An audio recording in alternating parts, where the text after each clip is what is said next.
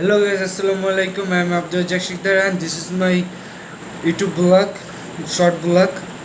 আমি একটা বিষয়ে কথা বলতে আসছি, মানে বাংলাদেশের পাকিস্তানের ম্যাচ সম্পর্কে। আসলে আমার কিছু প্রশ্ন আছে আপনাদের কাছে, আপনারা উত্তর দেবেন। মিরপুরের পিচ চারটি আচরণ করে সবসময়, মানে এক এক সময় এক এক আচরণ। প্রথম 6 ওভারে একটা অ্যানালাইসিস দেখলাম, প্রথম 6 ওভারে পিচের চেহারা খুবই সুন্দর। তারপরের 6 ওভারে লিচুর বাগান, তারপরে 6 ওভারে সরিষা ক্ষেত, তারপরে হচ্ছে ধান ক্ষেত। তো এমন আচরণ মিরপুরের পিচ, আসলে কি আপনারা কি একমত? দেখেন আজকের খেলাটা পরিশেষে বাংলাদেশ জিতে গেছে, এটা খুবই আনন্দের।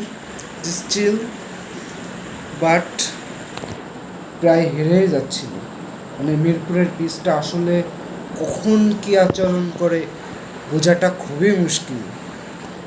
তো ভিডিওটা বানালাম, আমার মনে অনেক প্রশ্ন এবং আবেগ, মানে ম্যাচের খেলাটা দেখে অতিরিক্ত লেভেলের মজা পাইছি। মানে এমন একটা ম্যাচ একসময় পাকিস্তান 100 করতে পারবে কিনা, মানে 100 করা সম্ভব ছিল না, এমনভাবে উইকেট যাচ্ছিলো। সেখান থেকে পাকিস্তান ম্যাচটা প্রায় জিতে যাচ্ছিলো, একটুর জন্য হেরে গেছে। ব্যাড লাক, পাকিস্তান বাংলাদেশ জিতছে, এর জন্য আমরা অনেক খুশি।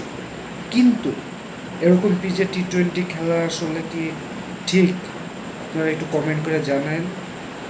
সো গাইজ, এতটুকুই কথা আমি বলার জন্য আসছি। তো ভিডিওটা ভালো লাগলে আমার ইউটিউব চ্যানেলটা সাবস্ক্রাইব করে দিন। আমি আমার ইউটিউব চ্যানেলে ডেইলি ভিডিও ব্লগ আপলোড করি। দেখা হবে নেক্সট ভিডিওতে। আল্লাহ হাফিজ।